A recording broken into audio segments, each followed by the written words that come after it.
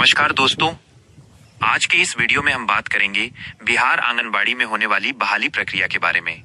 अगर आप सरकारी नौकरी की तलाश में हैं और अपने क्षेत्र में रहकर समाज सेवा करना चाहती हैं, तो ये जानकारी आपके लिए बेहद महत्वपूर्ण है। बिहार के विभिन्न जिलों में आंगनबाड़ी केंद्र में सेविका और सहायिका के पद पर नियुक्ति की प्रक्रिया समय समय पर निकाली जाती है।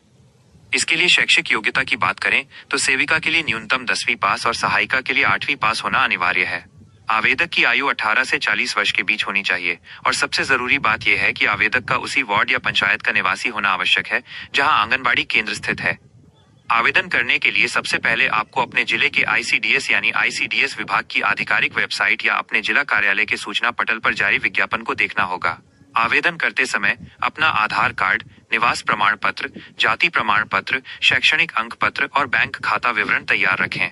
आवेदन पत्र को भरकर अपने संबंधित बाल विकास परियोजना कार्यालय यानी सीडीपीओ ऑफिस में जमा करना होता है।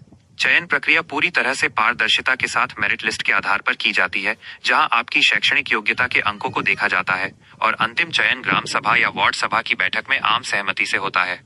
एक जरूरी बात, किसी भी बिचौलिए या फर्जी एजेंट के बहकावे में बिल्कुल ना आए, क्योंकि ये पूरी तरह से सरकारी प्रक्रिया है और इसके लिए कोई शुल्क नहीं लिया जाता। अधिक जानकारी के लिए आप बिहार सरकार की आधिकारिक वेबसाइट icds.bih.nic.in का लिंक पर जाकर अपने जिले का चयन करें और नियमित अपडेट देखते रहें।